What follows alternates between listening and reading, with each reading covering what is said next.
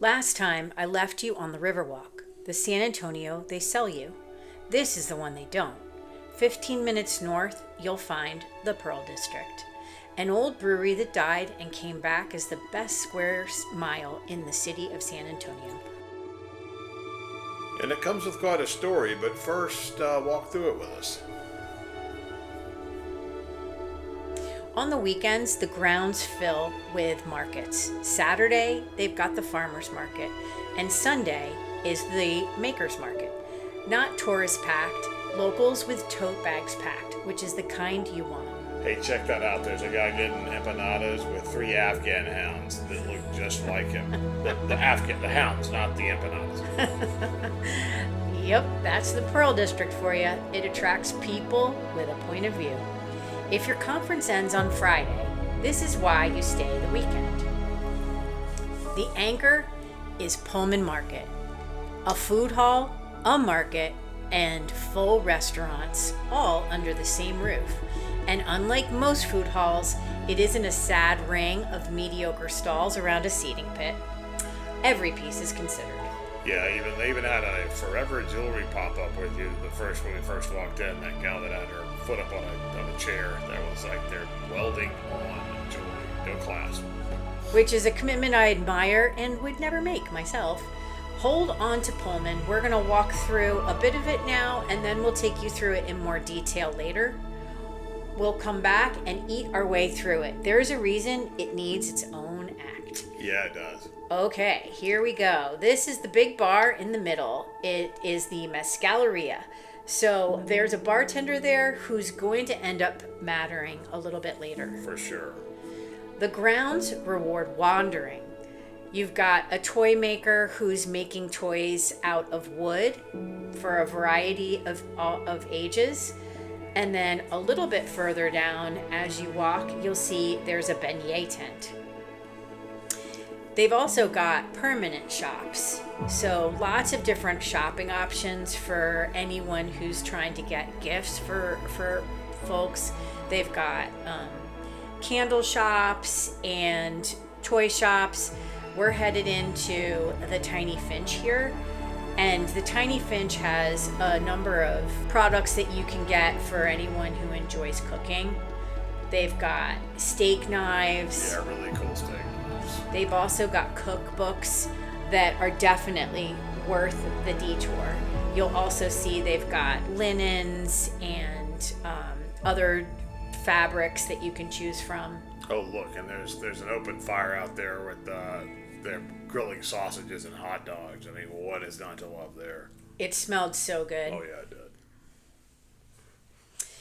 And then, of course, you've got kids playing in the fountains. So they've got these permanent fountains that have water coming out of them. And in the dead of summer, that is essential. Okay, now we're headed into the Hotel Emma.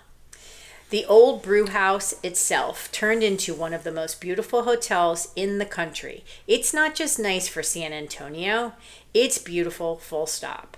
Yeah, I mean, it's really one of the most impressive spaces, especially for a hotel anywhere. It's really so cool. And those windows right there we just showed you, where that's an entrance into the private library, which is hotel guest only. Why we don't have any footage inside there yet. The reason you're seeing this hotel in particular is all because of one woman, and her story is unhinged. Steve?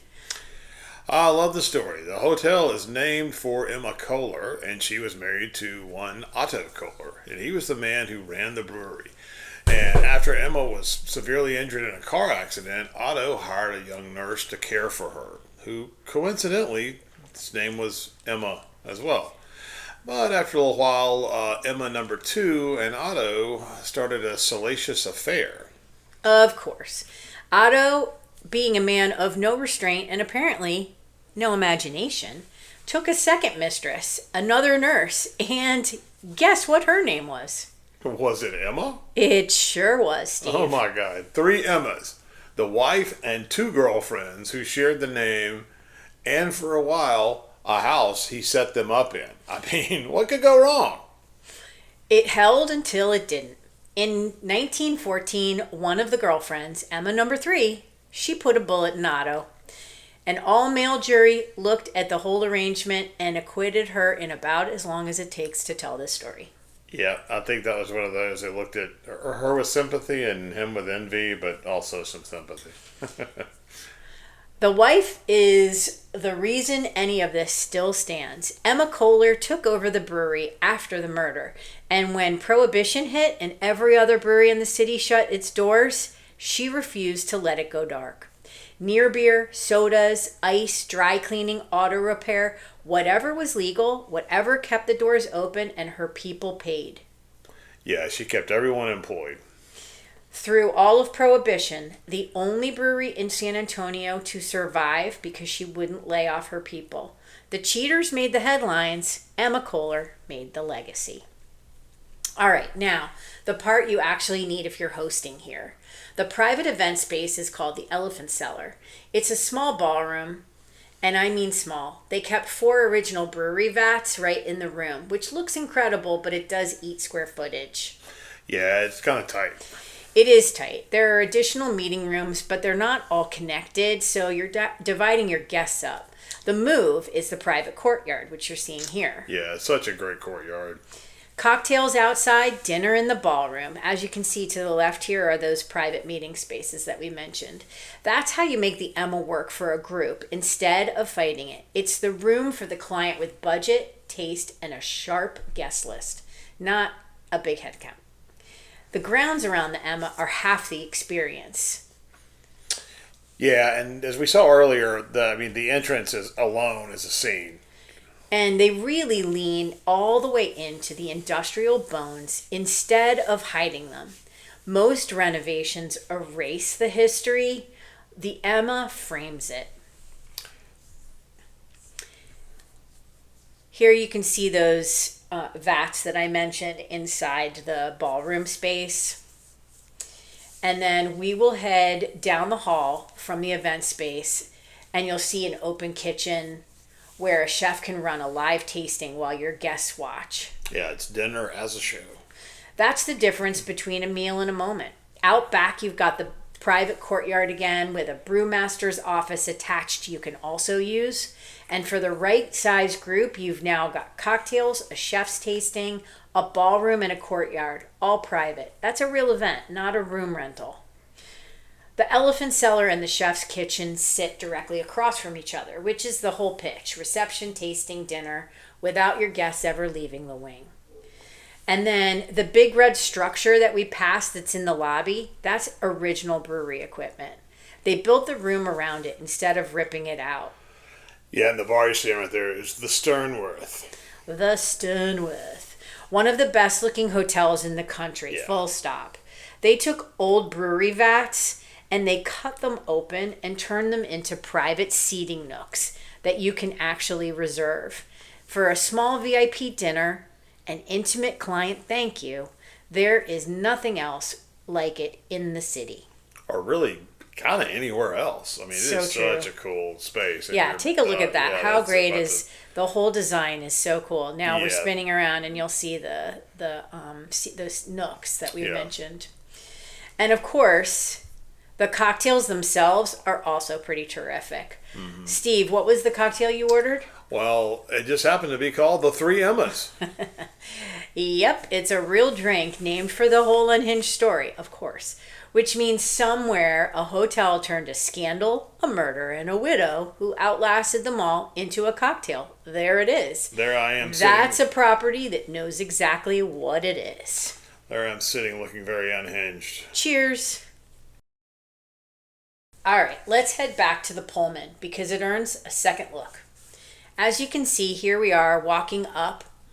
You've got a little Aperol display out front with some cornhole, and then you turn left and you head to their outdoor patio area. When we were there, they were showing the World Cup on the big screen, and they had a crowd around it. This really is where your team can go when the sessions end and nobody wants to be in another hotel ballroom downtown. Yeah. The Emma is another story. Yeah, unless it's the Emma. Yep. Absolutely. And then we'll give you a little bit of a walk around the Pullman space. Here you've got their market that allows you to buy a couple of swag items, to be honest. But it's pretty cool. They've got some really nice looking hats and shirts that you can choose from. They're, great little souvenirs. That's Fife and Faro right across there. Of course, you've got the Mezcaleria, which we'll talk about more in a little bit. They've got a juice bar, a butcher, a ceviche counter that you can build your own ceviche. So you get to pick and choose what goes into your ceviche. In a bit, we'll show you a tortilleria making station where they make it right in front of you.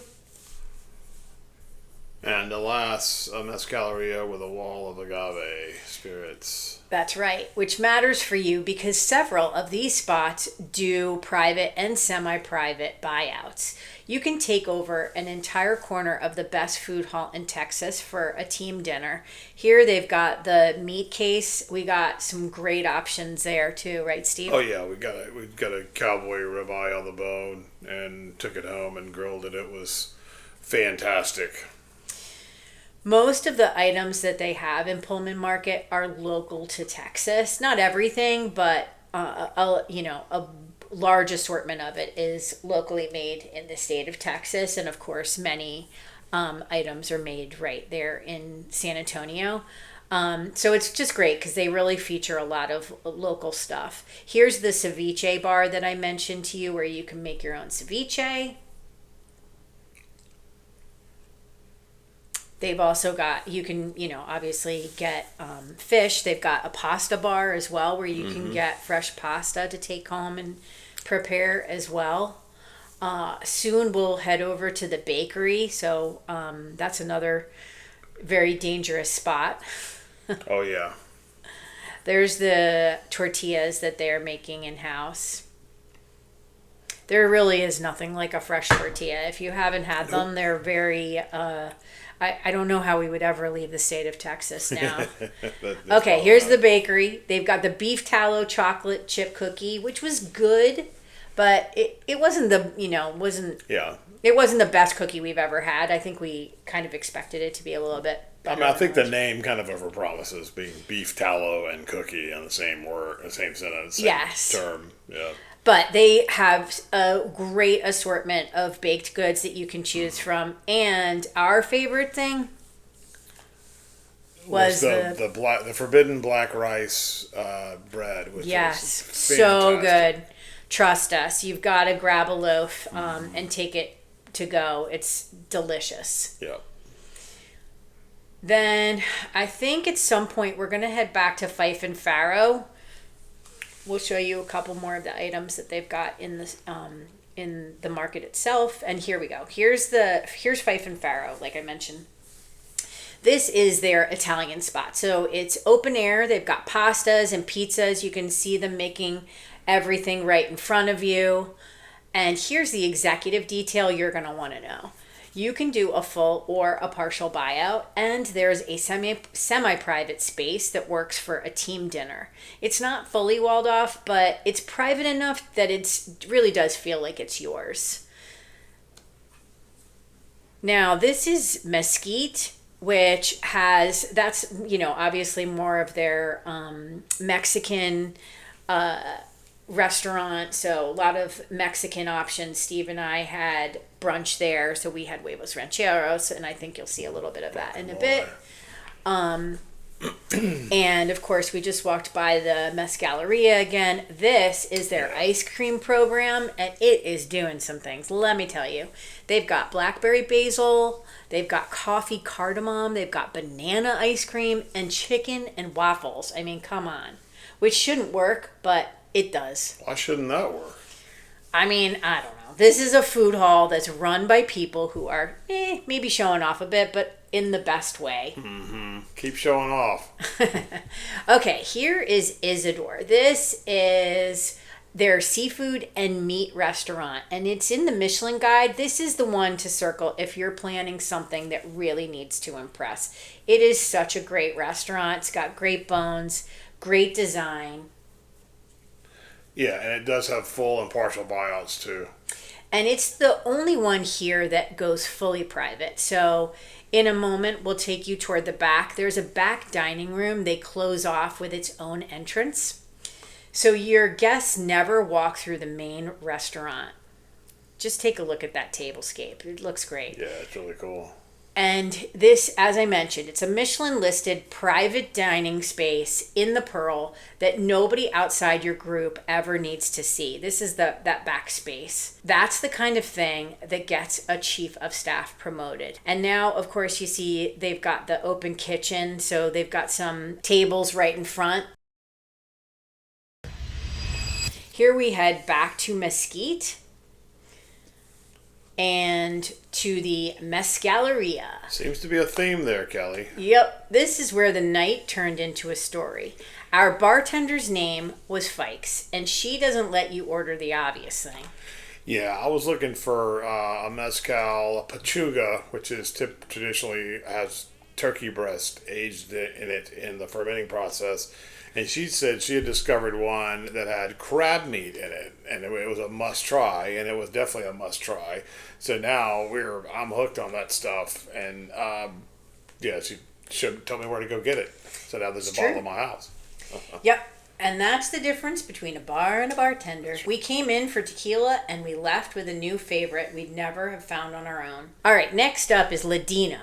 Ladino is the Mediterranean option. This isn't in Pullman Market, but it is in the Pearl District, and it really is lovely. They've got fresh hummus and fresh baked pita, sliced wagyu, which was terrific, a fire-roasted sweet potato I'm still thinking about. Mm-hmm. There's an upstairs bar, and they've got a great open patio. For a lighter team lunch that still feels considered, this is your room. All right, one more. And it's worth leaving the district for. A short drive away in a cute little neighborhood is Outlaw Kitchens. Yeah, 100% worth the trip.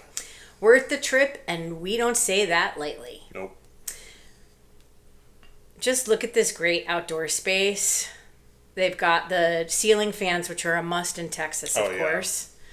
It's such a cute little spot. It looks like a house that you're sitting in. It is an old house, yeah. So cool. Our first dish was the crab cake starter. Yeah. Well, Cheers. Started off with those Amaro cocktails. Yours was the lighter with the orange. No, yeah, with the satsuma, right? Yeah, it was delicious. Yeah, mine was too. Our starter was the crab cake, and it had a vinegar slaw and a homemade tartar sauce that was all so light. Yeah. My salmon was over corn polenta, and Steve's lamb was with au gratin potatoes. Yeah, so good. It's so cute. Look at how great this little spot is. And then, of course, we had dessert. I had the flourless chocolate cake, and Steve had a creme brulee with raspberries and some fresh peaches that were absolutely delicious. This is the kind of place that earns the detour. All right, so do the conference downtown, but the minute you're free, you've got to come here. Stay at the Emma if the budget's there. Buy out a room at Pullman, book the table at Isidore, ask for Fikes at the mezcaleria.